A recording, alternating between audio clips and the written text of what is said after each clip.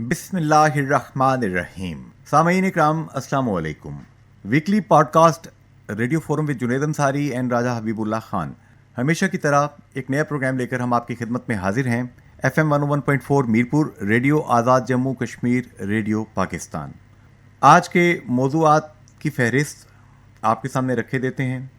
سیاسی انتشار، عدم استحکام اور اس وجہ سے مہنگائی کے ہاتھوں پریشان غریب عوام، قدرتی آفات، مسئلہ کشمیر پر اپڈیٹس.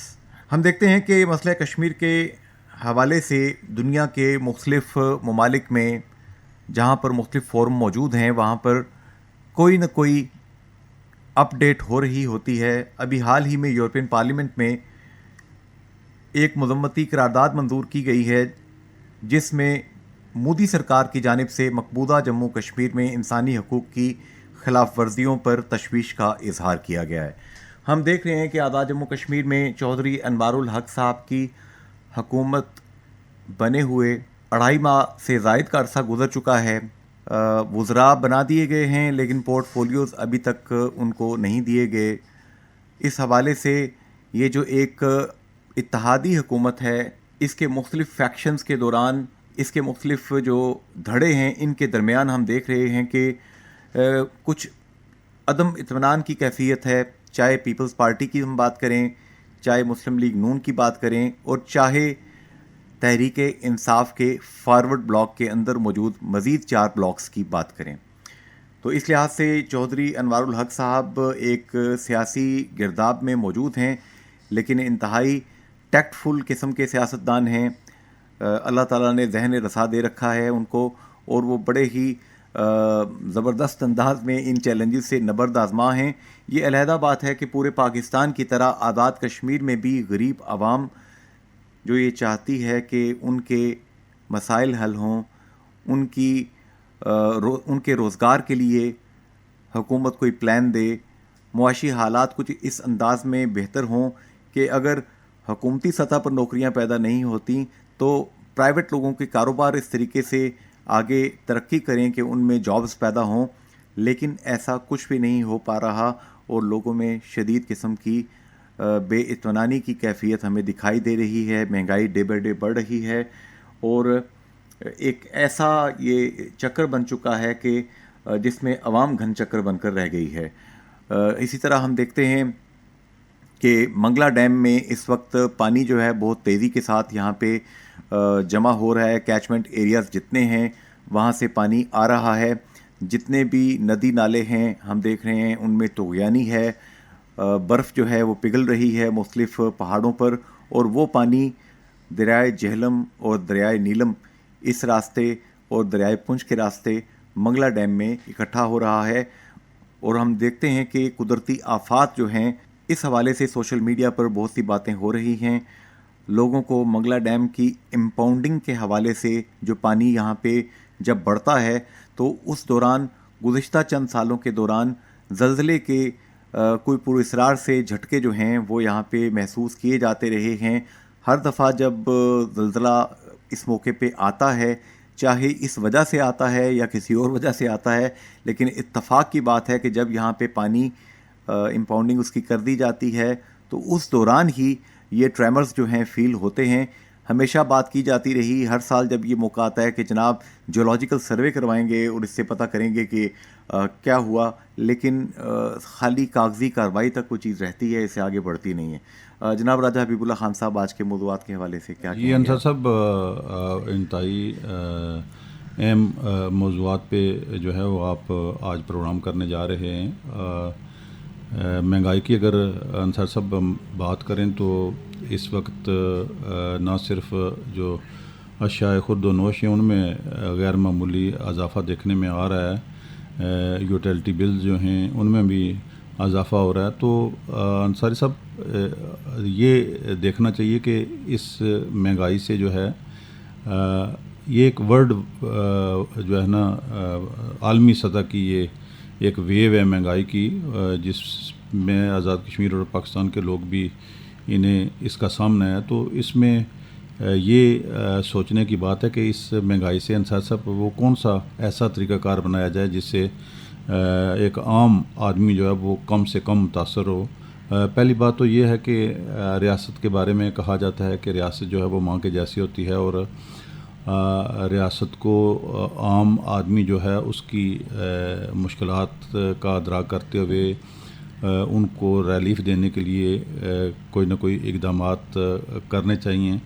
تو اگر ہم تاریخ اسلام کا اگر ہم مطالعہ کریں انصاری صاحب, تو ہم حضرت عمر بن عبدالعزیز کا دور دیکھتے ہیں کہ انہوں نے ایسی وہاں پہ اصلاحات نافذ کیں کہ پوری جو ریاست تھی اسلامی, اس میں کوئی شخص ایسا نہیں مل رہا تھا کہ جسے زکوٰۃ دی جا سکے. اتنا انہوں نے ایسے اقدامات اٹھائے. ان کی جو معاشی پالیسی تھی میں سمجھتا ہوں وہ اپنانے کی ضرورت ہے. پھر حکمران جو ہیں انصاری صاحب, میں پڑھ رہا تھا ایک واقعہ کہ حضرت ابوبکر صدیق رضی اللہ تعالیٰ عنہ جب وہ پہلے خلیفہ بنے تو انہیں جب خلیفہ بنایا گیا تو دوسرے دن انہوں نے صبح جو ہے نا وہ کپڑا اٹھایا اور بیچنے کے لیے گھر سے نکل پڑے. وہ کپڑے کا کام کرتے تھے.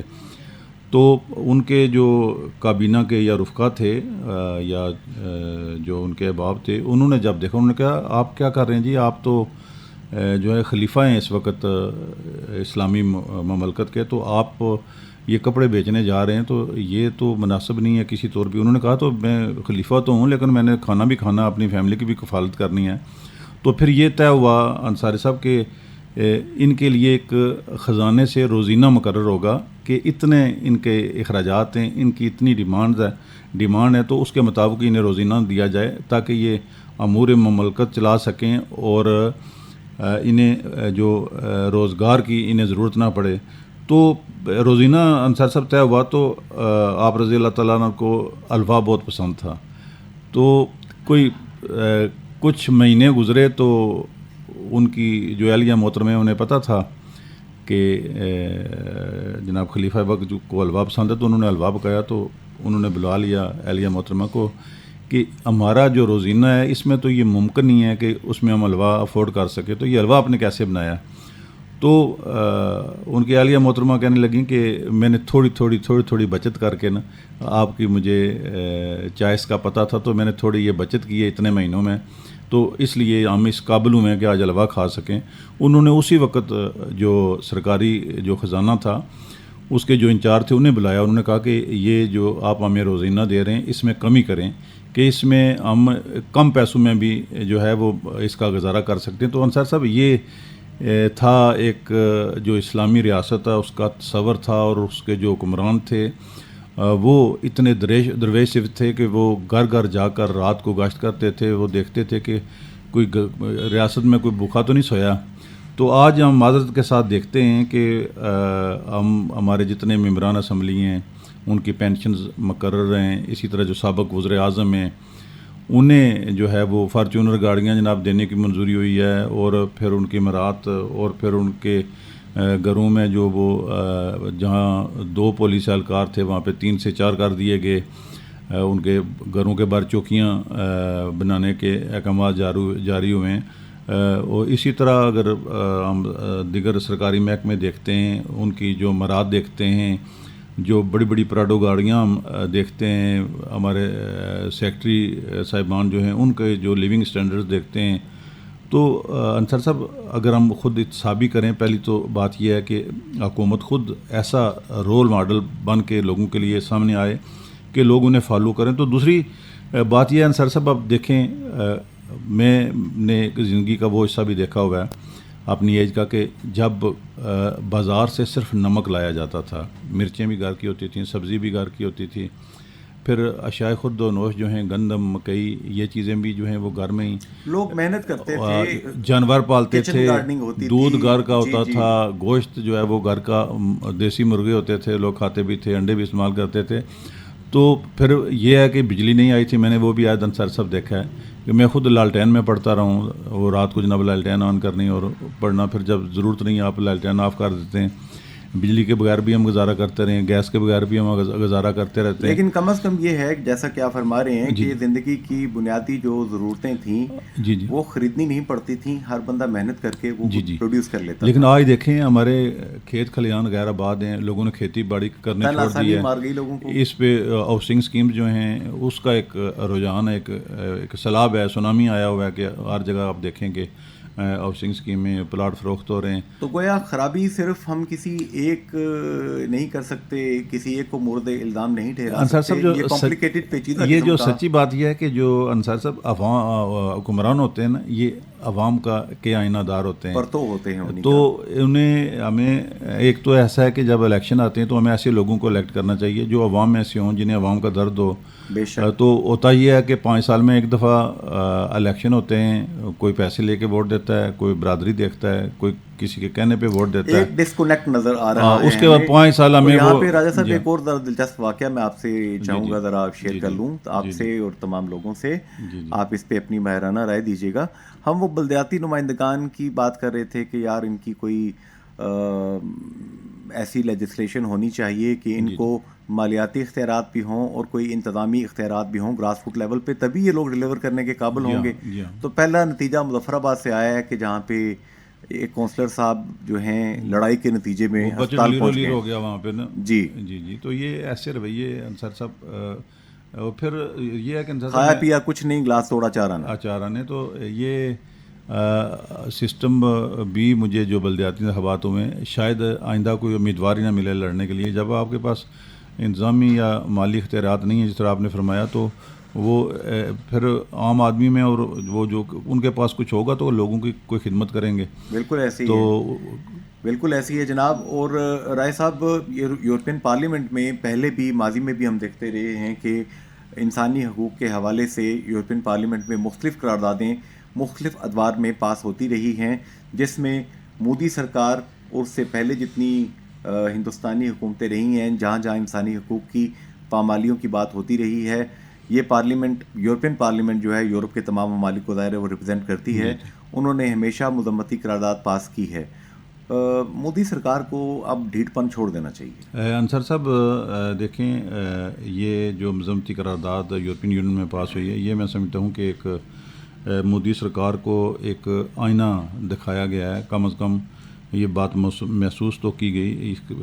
ہم یورپین پارلیمنٹ کے شکر گزار ہیں, انہوں نے یہ قرارداد سامنے لائی, لیکن اس کو کیری فارورڈ کر کے چلنے کی ضرورت ہے. لیکن اس سے بھی انصار صاحب بہت زیادہ بھی اقدامات کرنے کی ضرورت ہے. اس میں سمجھتا ہوں کہ جہاں عالمی برادری کو اپنی ذمہ داریاں محسوس کرنی چاہیے, وہاں ہمیں بھی جو ہے, جو ریاست جموں کشمیر کے لوگ ہیں یا ہمارے جو بیرون ممالک جو سفارتخانے ہیں, اوورسیز ہمارے کشمیریز ہیں, ہمیں بھی یہ ریلائز کروانے کی ضرورت ہے. اور وہاں پہ جو ایسا کوئی دن انصاری صاحب مقبوضہ جموں کشمیر کے اندر نہیں گزرتا جس دن وہاں پہ کسی معصوم کشمیری کے خون سے ہاتھ نہ رنگے جائیں, کسی کو گھر سے اٹھایا نہ جائے, کہیں ایسا دن نہیں کوئی گزرتا جس دن خواتین کی جو ہے بے حرمتی نہ کی جائے. تو یہ واقعات جو ہیں یہ رپورٹ کروانے کی ضرورت ہے سلامتی کونسل میں. یہاں پہ ایک چیز رائے صاحب, آپ چونکہ خود مقبوضہ جموں کشمیر کا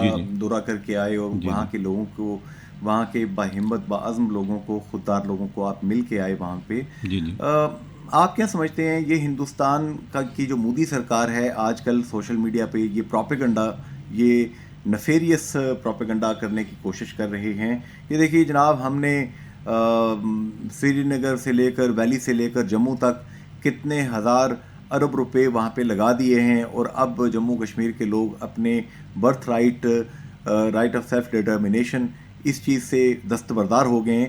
کیا وہ لوگ جنہوں نے 6 لاکھ سے زائد شہادتیں دی ہیں 47 سے لے کے آج تک, کیا وہ دستبردار ہو سکتے ہیں؟ انصر صاحب, جو شہداء کے ورثہ ہیں وہ کسی قیمت پہ بھی جو ہے وہ جو شہداء ہیں ان کے جو قربانیاں ہیں انہیں فراموش نہیں کر سکتے, اور ان جو خواب دیکھا تھا اس خواب کی تعبیر کے لیے جو ہے وہ میں نے آپ سے عرض کیا تھا کہ جو شہداء کا قبرستان ہے سری نگر میں, میں نے آپ کو, میں وہاں پہ مجھے جانے کا انصر صاحب اتفاق ہوا, اور آپ یقین کریں پہلے بھی میں بیان کر چکا ہوں, بے اختیار آنسو بھی نکل آتے ہیں وہ واقعات سوچ کے کہ یقین کریں کہ مجھے جب میں شہداء کے قبرستان میں گیا ہوں تو مجھے ایسے محسوس ہوا کہ شہداء مجھ سے مخاطب ہیں، باہر آ گئے ہیں قبروں سے، اور مجھ سے یہ وہ سوال کر رہے ہیں انصاری صاحب کہ ہم نے جو اپنا فرض تھا وہ حق ادا کر دیا ہے، تو کیا آپ جو پاکستان اور آزاد کشمیر کے لوگ ہو،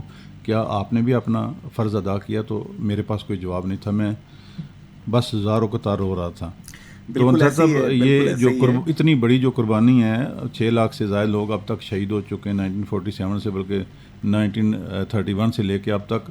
تو یہ انصار صاحب یہ کیسے ممکن ہے کہ اتنی بڑی قربانی جو ہے وہ رائے گاہ ہو جائے؟ اور میں ایک اپ ڈیٹ آپ سے اور آپ نے سننے والوں سے شیئر کرنا چاہتا ہوں کہ نریندر مودی جو ہیں وہ 26 جولائی کو سری نگر اور لداخ کا وہ دورہ کر رہے ہیں. وہ فلائنگ وزٹ کریں گے سری نگر کا، اور سری نگر کے بعد وہ لداخ جائیں گے، اور وہاں دراس ایک جگہ کارگل میں جو 1999 میں جو وار ہوئی تھی، کارگل وار، اس میں جو بھارتی فوجی مارے گئے تھے ان کی یاد میں وہاں پہ ایک تقریب ہے، وہاں پہ وہ مودی جو ہیں وہ شرکت کریں گے. اور اس سلسلے میں ہمارے جو ذرائع ہیں ان کا کہنا ہے کہ مودی سرکار کے سری نگر آمد کے موقع پہ جو ہے ایک احتجاج کی بھی جو ہے وہ تیاریاں کی جا رہی ہیں. ویسے تو پورا کشمیر ہی دیکھ رہے ہیں، مقبوضہ جموں کشمیر ہی ایک کینٹونمنٹ کے اندر تبدیل ہوا ہے، اور سب سے زیادہ کنسنٹریشن فوجوں کی دنیا کے کسی خطے میں ہے تو وہ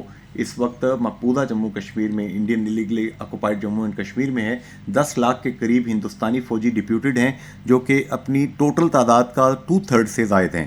اچھا رائے صاحب، یہ جو قدرتی آفات ہیں، آج کل پانی آ رہا ہے منگلا ڈیم میں بڑی سپیڈ کے ساتھ، اور آزاد کشمیر کے جتنے علاقے ہیں جہاں پر ندی نالے آبشاریں ہیں، برساتی نالے جو ہیں بارش کی وجہ سے طغیانی آ جاتی ہے، تو کافی زیادہ خطرہ ہے. اس حوالے سے آپ کیا کہتے ہیں؟ جی انصار صاحب، ایک تو یہ ہے کہ جی بی میں جو گلیشیئرز ہیں وہ بھی اطلاعات ہے کہ پگھلنا شروع ہو گئے ہیں، اور بارشیں جو ہیں وہ غیر معمولی ہو رہی ہیں، اور مزید بھی پریڈکشن ہے موسمیات کی.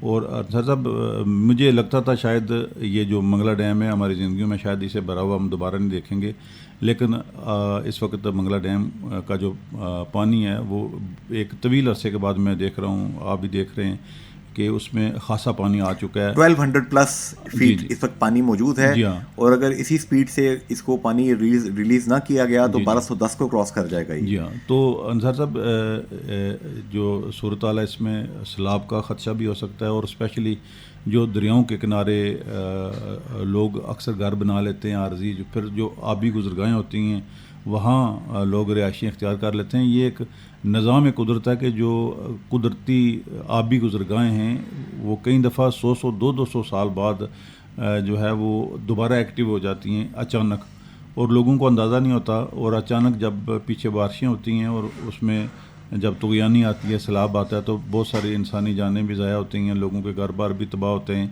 تو ان چیزوں سے بچنے کے پھر لینڈ سلائڈنگ کے بہت زیادہ خدشات ہوتے ہیں. ہمارے جو بالائی اضلاع ہیں، نیلم، لیپا، پھر باغ چلے جائیں، راولا کوٹ، حویلی، ان ایریاز میں لینڈ سلائڈنگ بھی ہوتی ہیں. اور اب بھی ہم دیکھتے ہیں کہ اکثر چھوٹے موٹے گاڑیوں کے ساتھ کئی دفعہ سیاح جو یہاں پہ آتے ہیں انہیں بھی اس کا سامنا ہوا ہے. تو اس سلسلے میں سمجھتا ہوں کہ جو ہمارا محکمہ شاہراہات ہے انہیں یہ چاہیے کہ جو ہماری سڑکات ہیں انہیں 24 گھنٹے باہر رکھنے کے لیے انہیں کوئی ایسے اقدامات اٹھانے چاہیے کہ کوئی جانی نقصان نہ ہو، اور جو ٹریفک کی روانی ہے اس میں تعطل پیدا نہ ہو. بالکل ایسی ہے. جی سامعین، اس وقت آپ خصوصی پروگرام سن رہے ہیں، weekly podcast radio forum with Junaid Ansari and Raja Habib Allah Khan, FM 101.4 Mirpur, radio Azad Jammu Kashmir, radio Pakistan. مختلف موضوعات، ایک فہرست جس پہ گفتگو ہو رہی ہے آپ کے سامنے، ہم اس پہ بات کر رہے ہیں. آپ کی باتیں بھی پروگرام میں شامل ہم کریں گے. چلتے ہیں اپنے مہمانوں کی جانب. جی سامعین، ہمیں اس وقت جوائن کیا ہے مشہور و معروف دفاعی تجزیہ کار جناب جنرل نعیم خالد لودھی صاحب نے. جناب جنرل نعیم خالد لودھی صاحب، ابھی ہم دیکھ رہے ہیں کہ مودی سرکار جو ہے اس کے خلاف یورپین پارلیمنٹ نے ایک قرارداد ریزولوشن پاس کی ہے کہ منی پور کے اندر جو وہاں پہ واقعات ہوئے ہیں اس حوالے سے، اس کنٹیکسٹ میں یہ قرارداد کہہ رہی ہے کہ مودی سرکار کی اس حکومت کے دوران مائنورٹیز انکلوڈنگ کرسچنز کے ساتھ بہت ناروا سلوک کیا جا رہا ہے، جس پر انہیں تشویش ہے. جنرل لودھی صاحب، اس کو آپ کیسے دیکھیں گے؟ جو اصل حقائق ہیں اب وہ پھیلتے جا رہے ہیں، دنیا کی آنکھیں کھل رہی ہیں. دوسری بات یہ ہے کہ ٹھیک ہے دنیا ایک حد تک چپ رہتی ہے جب تک کہ ان کے معاشی مفادات جو ہیں وہ ہٹ ہو رہے ہوں، لیکن ایک حد سے جب اوپر چیزیں چلی جائیں تو پھر صاف ظاہر ہے کہ ہیومن رائٹس والوں کو بھی بولنا پڑتا ہے. جو اچھے جمہوری ممالک ہیں ان کو بھی بات کرنی پڑتی ہے. یورپین یونین آپ کو پتہ ہے اس سلسلے میں کافی فعال ہے. یو این او سے آلریڈی ہیومن رائٹس کی طرف سے بہت دفعہ یہ انڈیا آ چکا ہے. اس کے علاوہ آپ کو پتہ ہے خود جو کورٹس ہیں ہندوستان کے اندر، انہوں نے وہ یہ جو کشمیر کا اسٹیٹس چینج کیا تھا اس کے اوپر تحقیقات شروع کر دی. انہوں نے ایڈمٹ کر لیا ہے وہ مقدمہ اور وہ بھی چلے گا. تو بات یہ ہے کہ اندر بھی بھارت کے اس پورے ایٹیچیوڈ کے خلاف ایک ریئیکشن آ رہا ہے اور انٹرنیشنل کمیونٹی کا بھی ایک ریئیکشن آ رہا ہے. تو میرا خیال ہے یہ فسطائیت جو مودی سرکار نے بپا کر رکھی ہے ہندوستان کے اندر اور مقبوضہ کشمیر میں، اور جو آئے دن دھمکیاں پاکستان کو دیتے رہتے ہیں، یہ سارے ابھی کام ختم ہونے والے ہیں. میرا خیال ہے کہ 2-3 سال کی اور بات ہے. ایسے ہی اگر معاملات چلتے رہے تو ان کی پوری بساکھ لپیٹ دی جائے گی. جناب جنرل نعیم خالد لودھی صاحب، اسی طرح ہم دیکھ رہے ہیں کہ مسٹر مودی جو ہیں یہ ایک ہوائی دورہ کر رہے ہیں مقبوضہ جموں کشمیر میں. پہلے سری نگر کا ہوائی دورہ کریں گے، اس کے بعد دراس جا رہے ہیں وہ لداخ کے اندر، جہاں پہ کارگل وار کے دوران جو ہندوستانی فوجی جو ہیں وہ جاں بحق ہوئے تھے، ان کی یاد میں وہاں پہ کوئی تقریب ہے. تو یہ آپ کیا دیکھتے ہیں کہ مسٹر مودی بار بار کوششیں کرتے ہیں مقبوضہ جموں کشمیر میں یہ شو کرنے کی کہ صورتحال نارملائز ہو چکی ہے، جبکہ وہاں پہ آپ دیکھتے ہیں کہ G20 ممالک کا جو ٹورزم کا جو کنٹیکٹ گروپ ہے اس کا اجلاس ہوتا ہے، تو تب بھی پورا مقبوضہ جموں کشمیر ایک کنٹونمنٹ میں بدل جاتا ہے، اور اب بھی یہی صورتحال دوبارہ پیش آ رہی ہے. جی دیکھیں، اس کا سب سے اچھا جو لٹمس ٹیسٹ ہے یا پتہ لگانے کا طریقہ کہ مقبوضہ کشمیر کے لوگ کیا سوچتے ہیں، آپ ان کے کسی بھی جو لوکل پولیٹیکل لیڈرز ہیں ان سے بات کر کے دیکھ لیں. وہ آپ کو آئینہ دکھا دیں گے، انٹرنیشنل کمیونٹی کو آئینہ دکھا دیں گے کہ وہاں پر ہے کیا. اور یہ اگر اتنے انہوں نے حالات کنٹرول میں کر لیے ہیں تو یہ کھول کیوں نہیں دیتے تمام انٹرنیشنل وزٹرز کو کہ وہ آئیں اور جا کے مقبوضہ کشمیر کا دورہ کریں. پھر جو کچھ انہوں نے جو چائنا اور ان کے بارڈر پر ہوا ہے وہ بھی آپ کو اچھی طرح معلوم ہے. ادھر یہ جو پاکستان کے بارڈر کے ساتھ اپنے جو لوگ ان کے مارے گئے ہیں ان کی یادگاریں بڑھانے سے تو مرال نہیں پڑتا ان کی فوج کا. آپ کو پتہ ہوگا کہ یہ کل پرسوں سے جو خبریں چل رہی ہیں کہ ان کی نیوی میں کتنے ایکسیڈنٹ ہوئے ہیں، ان کی فوج میں کتنے لوگ خودکشیاں کرتے ہیں، ان کی فوج میں کتنے لوگ اپنے افسروں کو مار دیتے ہیں. تو وہاں تو ایک افراتفری ہے، اور صرف یہ جو شائننگ انڈیا کا ایک وہ دکھا رہے ہیں فیس دنیا کو کہ جی ہماری آبادی اتنی ہے اور ہمارا ایریا اتنا ہے، یہ کافی نہیں ہے. نہ وہاں پر کوئی جمہوری اقدار ہے، نہ جمہوریت کی قدر ہے. جس طریقے سے مائنورٹیز کو انہوں نے زبردستی سرنگو کرنے کی کوشش کر رہے ہیں، یہ کبھی بھی کامیاب نہیں ہوگی کیونکہ یہ ایک آپ سمجھیں کہ انسانی تاریخ یہ کہتی ہے کہ آپ کسی بھی خطے کے لوگوں کو ان کی مرضی کے خلاف ہمیشہ کے لیے نہیں دبا سکتے. تو یہ ساری چیزیں جو سامنے آئیں گی وہ خامخواہ یہ پاکستان کے سرحدوں کے قریب یہ جن کے دورے وغیرہ جو ہیں سیاچین وغیرہ میں، اس کا مین مقصد ہمیں ڈرانا دھمکانا ہے. ان کا یہ خیال ہے کہ چونکہ ہم تھوڑے سے اندرونی طور پہ مصروف ہیں اپنے معاملات میں تو شاید یہ اچھا موقع ہے ہمیں مزید پریشان کرنے کا. ان کو پتہ آنا چاہیے کہ ہم ایک ایٹمی پاور ہیں، اور ہمیں اگر سرپرائز کرنے کی کوشش کی گئی یا کوئی ایسا کام کرنے کی کوشش کی گئی تو اس کے نتائج بہت ہی خطرناک نکل سکتے ہیں. جناب جنرل نعیم لودھی صاحب، آپ کا بہت بہت شکریہ وقت دینے کا، ہماری رہنمائی کرنے کا. Thank you sir. جی ارادہ حبیب اللہ خان صاحب کیا کہتے ہیں جنرل لودھی صاحب نے جو باتیں کی ہیں؟ سر صاحب، جنرل صاحب نے بہت اچھا پیغام دیا اور صورتحال کے حوالے سے بڑا اچھا انہوں نے تجزیہ کیا، جس کا مفہوم یہ ہے کہ مستقل مزاجی اور استقامت ایسے ہتھیار ہیں جن سے بڑے فرعون کو بھی شکست دی جا سکتی ہے. انصار صاحب، یہ اور جو دوسری بات کہ تمام ہمسائے انکلوڈنگ ہندوستان، ہمارا ان سے کیا لڑائی ہے؟ پاکستان تو بڑا امن پسند ملک ہے. بے شک. کشمیر کے لوگ، کشمیر تو اسے کہا ہی جاتا ہے Jammu Kashmir land of saints ہے، یہ صوفیاء کی دھرتی ہے. بے شک یہاں کے لوگ تو لڑائی کرنا بالکل پسند نہیں کرتے، بالکل ایسے ہی انصار محبت کے بول بولنا پسند کرتے بے ہیں. شک. ان کو تو ہندوستان نے کر کر کے، ان پہ جبر کر کے، ظلم کر کے ان کو مسلح جدوجہد کرنے پہ مجبور کیا، جو کہ ٹوٹلی اندرونی انڈیجنس موومنٹ رہی ہے. کیا کہتے ہیں آپ؟ وہ انصار صاحب کہتے ہیں کہ جو بلی جیسا ایک معصوم جانور جو ہے نا، بے ضرر جانور، اسے بھی جب آپ دیوار کے ساتھ لگائیں گے تو وہ آپ کو پنجے مارے گا آگے سے. تو کشمیریوں کو تو کبھی بھی آپ دیکھیں کشمیر کی تاریخ، کشمیری جو ہے وہ آزادی پہ کمپرومائز نہیں کرتے، لیکن انتہائی انسان دوست، محبت کرنے والے، مہمان نواز اور اعلیٰ اخلاقی اقدار و روایات کی عمل یہ نیشن ہے. اور یہ ڈے ون سے ہندوستان ہے. جی ہندوستان کے یہ شدت پسند لوگ ہیں، آر ایس ایس کی نظریاتی لوگ، جو کہ جنہوں نے اپنے بابائے قوم کو بھی انہوں نے وہاں پہ مار دیا. جی ٹھیک ہے، ان کو بھی انہوں نے برداشت نہیں کیا، اور وہ ڈے ون سے 47 سے پاکستان کے وجود کو تسلیم نہیں کر رہے. ایسے ہی ہے انصار صاحب، ڈے فاسٹ سے انہوں نے تسلیم نہیں کیا. تو جناب اب ہم بڑھتے ہیں اگلے مہمان کی جانب، اور آج کے موضوعات پہ ان سے بات کرتے ہیں. Weekly podcast radio forum with Junaid Ansari and Raja Habib Allah Khan, FM 101.4 Mirpur radio Azad Jammu Kashmir, radio Pakistan.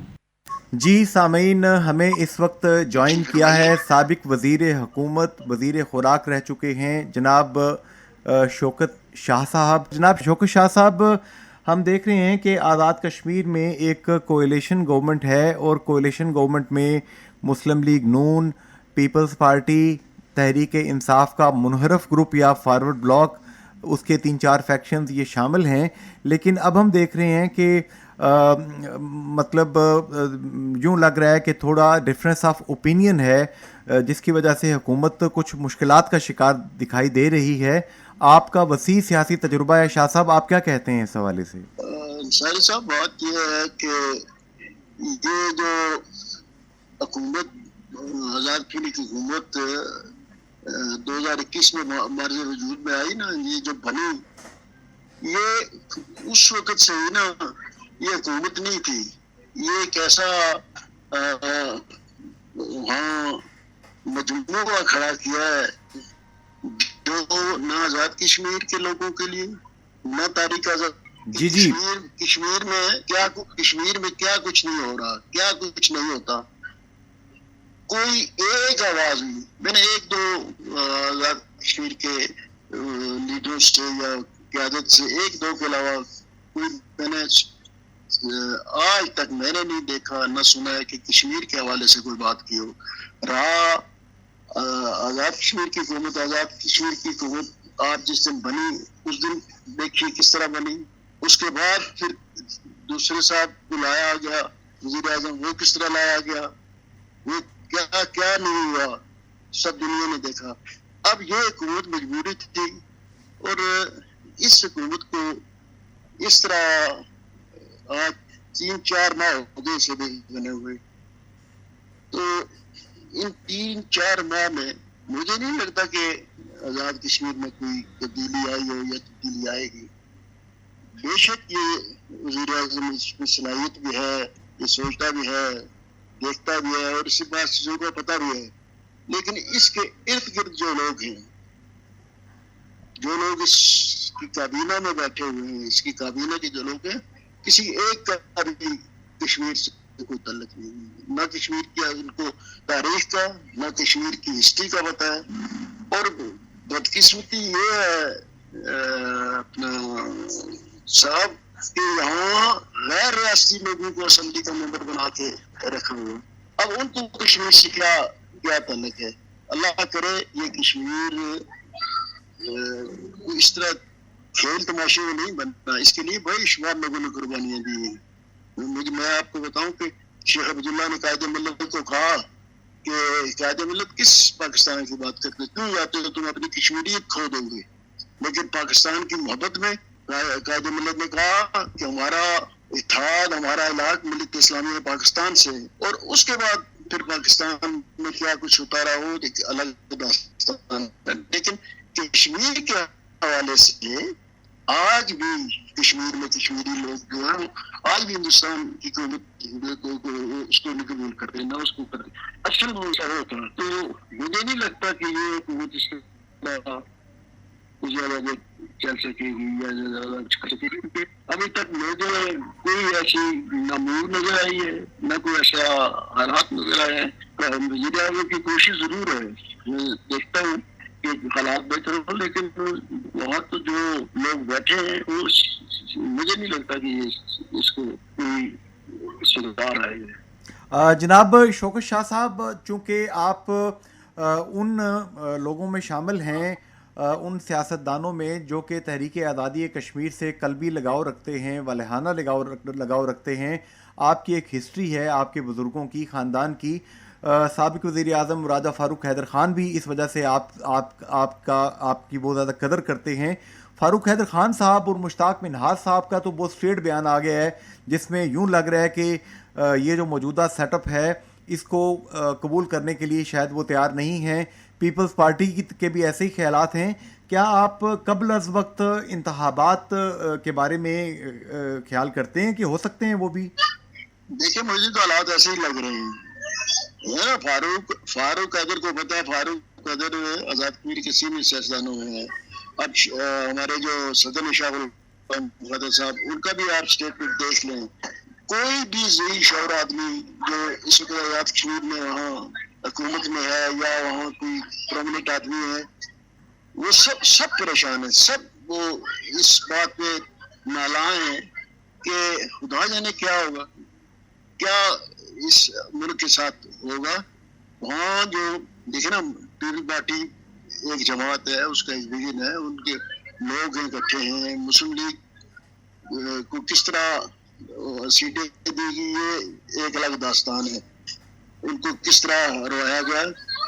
لیکن جو فارورڈ بلاک بنا ہے اس میں 4 بندے جس کا عدالتوں میں کیس رہا ہے, 4 بندے 4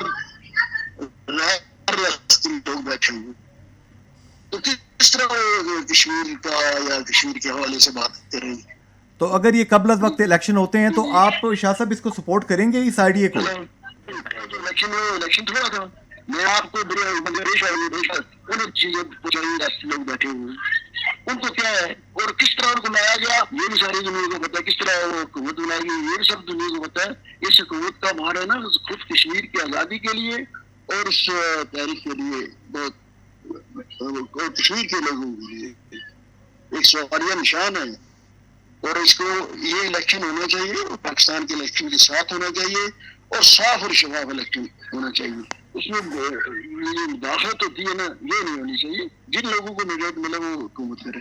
جی سامعین, ہمیں اس وقت جوائن کیا ہے آزاد جموں کشمیر کے سب سے بڑے اخبار, سب سے زیادہ پڑھے جانے والے عوامی اخبار روزنامہ جموں کشمیر کے چیف ایڈیٹر اور جموں کشمیر ڈیجیٹل کے چیف ایگزیکٹو عامر محبوب صاحب نے.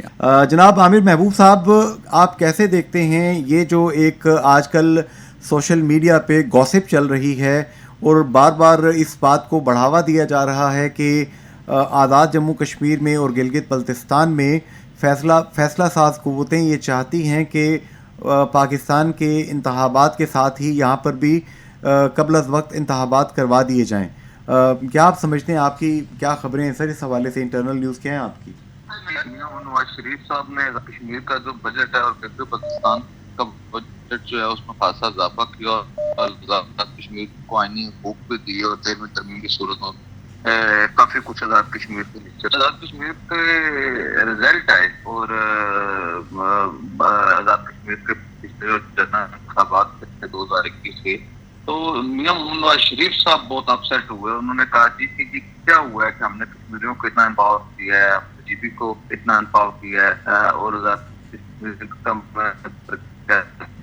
بجٹ جو ہے وہ ڈبل کر دیا. آپ لوگ کہتے ہیں کہ آزاد کشمیر کے انٹرنل ساری روڈ ٹھیک ہو گئی ہیں, بہت ساری بہتری آئی ہے, تو یہ رزلٹ کیسا آیا ہے کہ ہم بالکل ہی چینج ہو کر آ گئے ہیں بدل سے. تو اس کے اوپر بتایا گیا کہ اصل ایشو یہ نہیں ہے کہ کیا ہے, ایک تو یہ بات یہ ٹرینڈ بن گیا ہے آزاد کشمیر میں اور گلگت بلتستان میں کہ جس کی حکومت پاکستان میں ہوتے ہیں ووٹ دے دیتے ہیں. ایک تو یہ مزاج جو ہے سیٹ مائنڈ ہے, دوسری بات انہیں بتایا گیا کہ وہاں پہ چیزیں بہت زیادہ اثر انداز ہوتی ہیں فیڈرل گورنمنٹ اور اس کا جو اثر و رسوخ ہے، اس لیے پاکستان تحریک انصاف کوئی پوزیشن نہ ہونے کے باوجود جو ہے وفاق کی جو حکومت تھی اس کی وجہ سے جو ہے وہاں پہ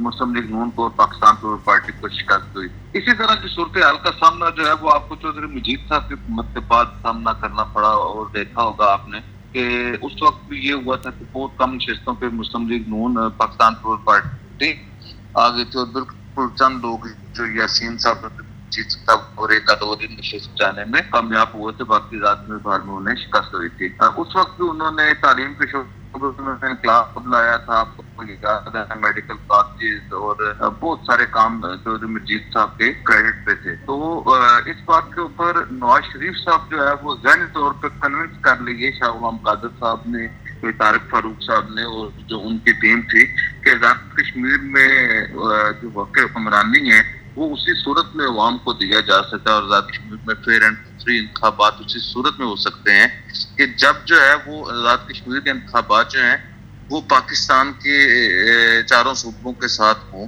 اور اسی طرح اگر گلگت بلتستان میں بھی ہو تو کسی کو اعتراض نہیں ہوگا. تو یہ جو بات ہے یہ انتہائی سیریس سطح کے اوپر اس کو لیا گیا. لیکن جنہیں جو اب خبر ہے، جو میرے پاس خبر ہے وہ یہ ہے کہ اب جو ہے وہ پاکستان کی جو فیصلہ ساز قوتیں ہیں انہوں نے یہ ڈیسائیڈ کر لیا ہے کہ گلگت بلتستان اور آزاد کشمیر کے عوام کو جو ہے حق رائے دہی جو ان کا ہے وہ پاکستان کے ساتھ نہیں دیا جائے گا، اور ان کی جو اسمبلیاں ہیں ان کی مدت جو ہے وہ پوری کرائی جائے گی، یا کم از کم پاکستان میں مستحق حکومت آنے تک جو ہے وہ جو ہے آزاد کشمیر اور گلگت بلتستان میں انتخابات نہیں ہو رہی ہے. جو خیال کیا جا رہا تھا کہ اگلے مہینے جو ہے وہ یا اس سے اگلے مہینے آزاد کشمیر کی اسمبلی بھی ٹوٹ جائے گی اور پاکستان کے ساتھ انتخابات ہوں گے، یہ بات اب ختم ہو گئی ہے. اور یہ کہہ دیا گیا ہے کہ اگر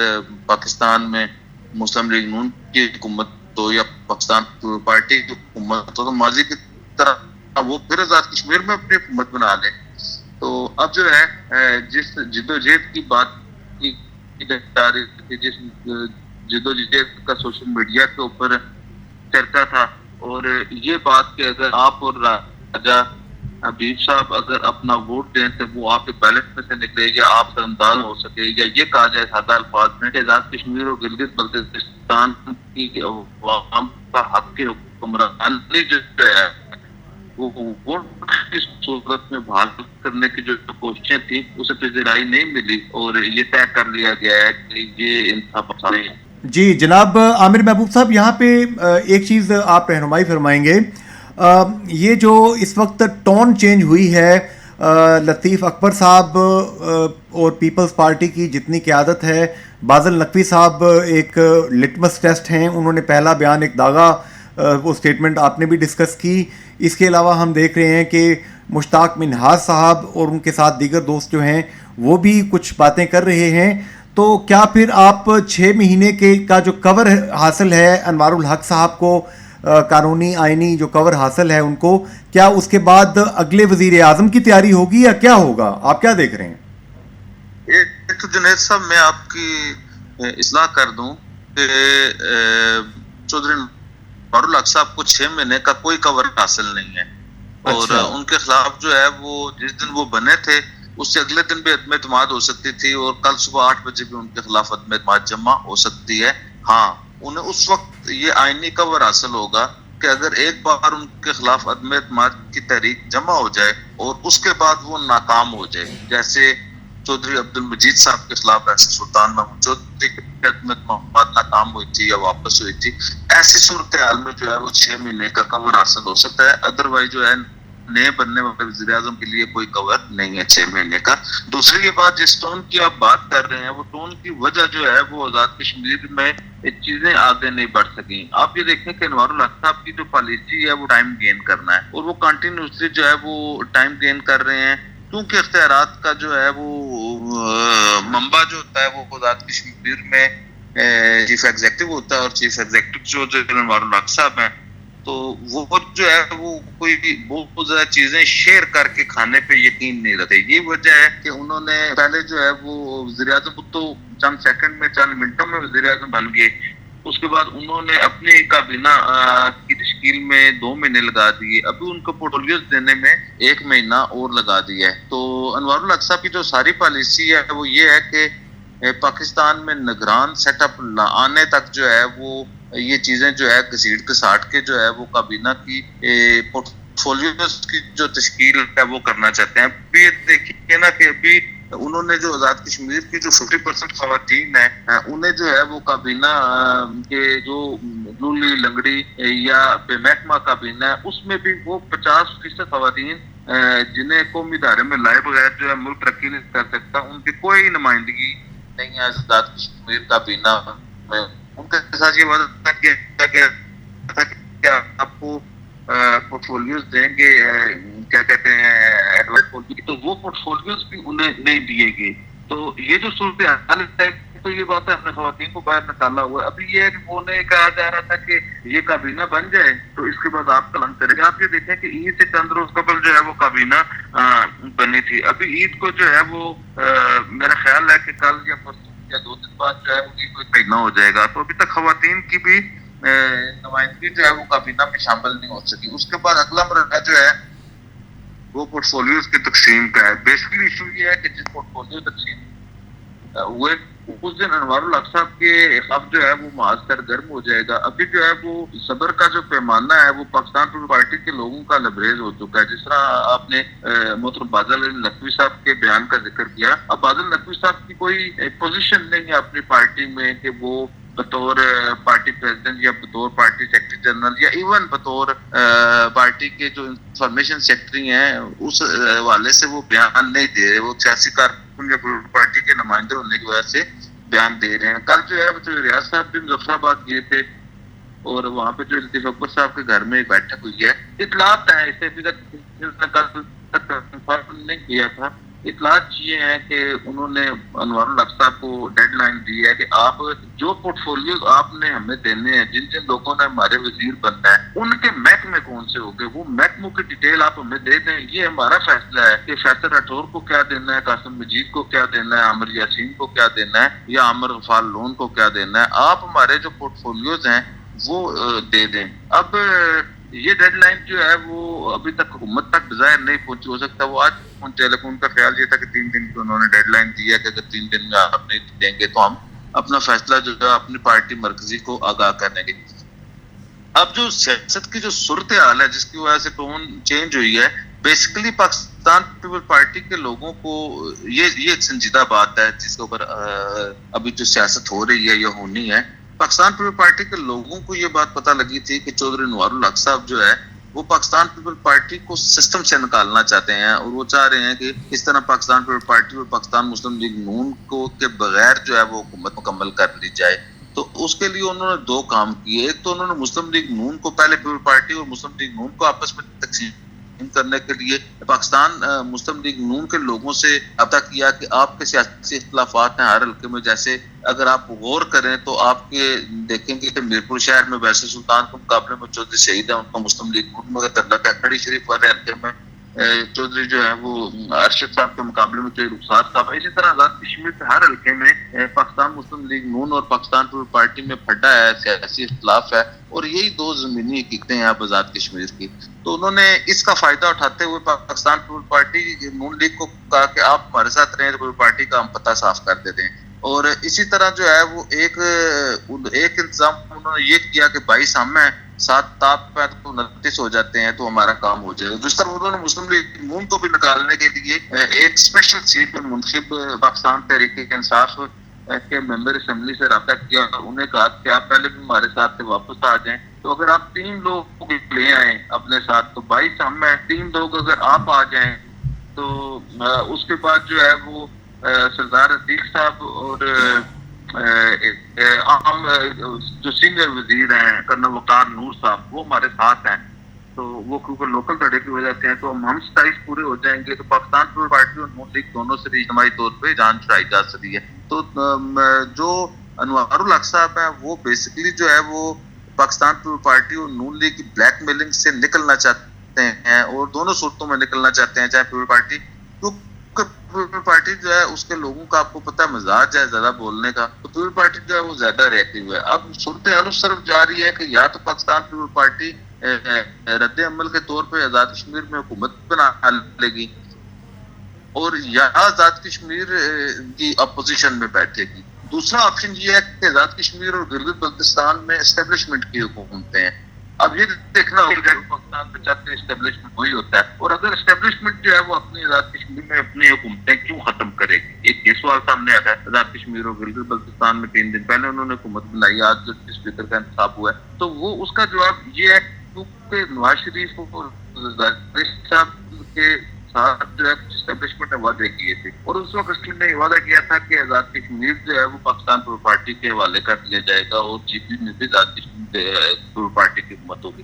اب جو آصف علی زرداری لیول کے اسٹیچر کا آدمی جو ہے وہ ریئیکشن کرے گا کہ جی آپ ہمارے ساتھ وعدے پورے نہیں کر رہے, زیادتی کر رہے ہیں, پاکستان کے حالات جیسے مسلم لیگ نون کی طرف بڑھ رہے ہیں, تو میرا یہ خیال ہے کہ اسٹیبلشمنٹ کے اوپر ان حالات میں آصف علی زرداری کا اور نواز شریف کا جو پریشر ہے وہ برداشت کرنا ممکن نہیں ہے اور بازی پلٹ بھی سکتی ہے. جناب عامر محبوب صاحب بہت بہت شکریہ قیمتی وقت دینے کا, رہنمائی کرنے کا, بڑی مہربانی, تھینک یو. راجہ حبیب اللہ خان صاحب یہاں پہ بڑھتے ہیں آگے. جی سامعین, ہمیں اس وقت جوائن کیا ہے ہمارے بڑے بھائی, بڑی شخصیت, معاون خصوصی اسپیکر آزاد جموں کشمیر قانون ساز اسمبلی جناب لطیف اکبر کے معاون خصوصی کے عہدے پہ آپ اس وقت براجمان ہیں, لیکن آپ کا بہت سا کریئر جو ہے اہل قلم کے ساتھ وابستہ ہے. سید اصدار حسین شاہ صاحب, شاہ صاحب بہت بہت مبارک ہو جناب. آپ ہمیشہ کسی نہ کسی حیثیت میں ریاست جموں کشمیر میں, آزاد جموں کشمیر میں رہتے ہیں. یہ نئی ذمہ داری مبارک ہو, دعا گو ہیں ہم آپ کے لیے, اللہ آپ کو عوام کے لیے فیض کا سبب بنائے. جناب اصدار حسین شاہ صاحب, ابھی ہم بات کر رہے تھے, عامر محبوب صاحب ایک تجزیہ کر رہے تھے کہ اس وقت پیپلز پارٹی جو ہے, جو کہ موجودہ حکومت میں ہم کہہ سکتے ہیں کہ بنیادی کردار ادا کرنے والی پارٹی ہے, جو کہ چودھری انوار الحق صاحب کو یہاں تک پہنچایا جنہوں نے وزارت عظمیٰ کی کرسی تک. انہوں نے یہ خبر دی ہے کہ پیپلز پارٹی کہہ رہی ہے ان کو کہ آپ ہمیں بتا دیں کہ آپ نے کون کون سے پورٹ فولیوز پیپلز پارٹی کو دینے ہیں. آگے یہ ہمارا درد سر ہے کہ ہم نے اپنے کون سے ممبر کو کون سا وزیر بنانا ہے. تو یہ جو تھوڑا سا ایک ہم دیکھ رہے ہیں کہ کچھ بے چینی سی کیفیت ہے, یہ دور ہو جائے گی سر جلدی؟ جی جنید بھائی, یہ بیسیکلی حکومتی معاملات ہیں. میری جو معاونت ہے اسپیکر صاحب کے ساتھ وہ اپنے اسمبلی سیکریٹریٹ کی حد تک ہے. تو جو حکومتی معاملات ہیں, ہمارے جو حکومت کے ترجمان ہیں, ان سے اگر آپ بات کر لیں گے تو آپ کے لیے آسانی ہو جائے گی اور سب کے لیے آسانی ہو جائے گی. عامر محبوب صاحب کو بھی اس کا جواب مل جائے گا. بہت خوبصورت آپ نے بات کی, بہت خوبصورت بات کی. یہاں پر راجہ حبیب اللہ خان صاحب آپ سے بات کریں گے سر. موجودہ آپ کی گو کے وفاداریاں جو ہیں اور جو ذمہ داریاں ہیں وہ اسپیکر صاحب کے ساتھ ہیں, اور یہ کہا جا رہا ہے کہ آئندہ جو آنے والا دور ہے اس میں فارورڈ بلاک کے لوگوں کی اکثریت جو ہے وہ پیپلز پارٹی میں شامل ہوگی اور پیپلز پارٹی اس پوزیشن میں آ سکتی ہے کہ وہ آزاد کشمیر میں حکومت بنا سکے. تو اس حوالے سے آپ کیا کہیں گے؟ جی رائے صاحب, پاکستان پیپلز پارٹی کا میں قدر کارکن ہوں, اور ہمیشہ انہوں نے مجھے جب بھی حکومت آتی ہے, چاہے وہ بیرسٹر صاحب وزیر اعظم ہو, چاہے عبد المجید صاحب ہوں, یا کوئی ہمارا اتحادی وزیر اعظم ہو, تو اس میں ہمیں اس میں ضرور جو پارٹی ہم سے ذمہ داری دیتی ہے ہم اس کو انشاءاللہ کوشش کرتے ہیں بخوبی سر انجام دیں, اور پارٹی قیادت کا بھی شکریہ ہے. تو یہ جو بات آپ کر رہے ہیں, اس حوالے سے پیپلز پارٹی نے ایک ذمہ داری دی ہوئی ہے. ہماری ایک کمیٹی بنی ہوئی ہے یہ رکنی, جس میں میاں وحید صاحب ہیں, فیصل راٹھور صاحب ہیں, اور ایک اور ساتھی ہمارے شاید یعقوب صاحب ہیں. تو یہ لوگ جب پارلیمانی پارٹی کا کوئی استعفے کی بات آتی ہے یا پورٹ فولیو کا معاملہ ہوتا ہے, وہ کمیٹی کے ذریعے مرکز تک پہنچتی ہے, وہ جو کہ فیصلہ کرتے ہیں اس پہ پھر ہم وزیر اعظم صاحب کو کنوے کرتے ہیں. تو یہ کوئی طریقہ کار ہے, اس کے مطابق جو بھی ہوگا انشاءاللہ اس پہ عمل ہو جائے گا. जनाब असदार शाह साहब, आपकी बहुत बहुत मेहरबानी। एक मरतबा फिर हमारी रेडियो की पूरी टीम की तरफ से आपके लिए नेक ख्वाहिशात, नेक तमन्नाएं, अल्लाह आपको कामयाब करे। Thank you brother, thank you Junaid भाई। बहुत शुक्रिया जी। राजा हबीबुल्लाह खान साहब, मैं गुजारिश करूंगा प्रोग्राम को आप कंक्लूड करेंगे। जी अंसार साहब, आज का जो हमारा प्रोग्राम था इसमें जो है वो जो मौसमी हालात हैं, जो महंगाई है, जो आज़ाद कश्मीर की सियासी सूरत हाल है, जो मकबूजा जम्मू कश्मीर की ताज़ा तरीन सूरत हाल है, इस पे बड़ी डिटेल के साथ बात हुई। और इसमें आज हमारे मेहमान थे मुमताज़ दफ़ाई तजिया का जनाब जनरल नईम खालिद लोधी साहब।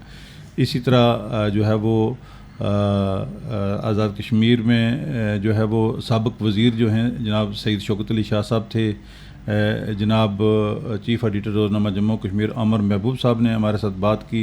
इसी तरह मामून खसूसी स्पीकर असम्बली आज़ाद कश्मीर सैयद आज़ादार हुसैन शाह साहब अभी हमारे साथ गुफ्तगू कर रहे थे। हमारे जो सुनने वाले हैं उनके फ़ीडबैक का हमें इंतज़ार रहेगा कि वो इस हवाले से क्या कहते हैं। सामीन, आज का खुसूसी प्रोग्राम आपने सुना। आज का टेक होम मैसेज यही होगा कि जितनी एक्सरसाइज यहाँ पे होती है आज़ाद कश्मीर में, पाकिस्तान में जितने जमहूरी माशरे हैं पूरी दुनिया के, वो इसीलिए होती है कि वो अपने आम आवाम को, आम लोगों को ना सिर्फ फैसिलिटेट करें, उनके मसाइल हल करें, बल्कि उनको बेहतर फ्यूचर मुहैया करने के लिए मनसूबा बंदी भी करें और कुछ अमली इक़दाम भी उठाएं। आज़ाद कश्मीर में बहुत कुछ करने की ज़रूरत है। अल्लाह इस खित्ते को नज़रियाती नुक्ता निगाह से अमली तौर पर तहरीक आज़ादी कश्मीर का बेस कैंप भी बनाए और जो चैलेंजेस हमने डिस्कस किए हैं मुख्तलिफ़ नौइयत के, इनका मुकाबला करने की भी तौफीक दे। आमीन। फ़ी अमान अल्लाह, हाफ़िज़, गुड बाय।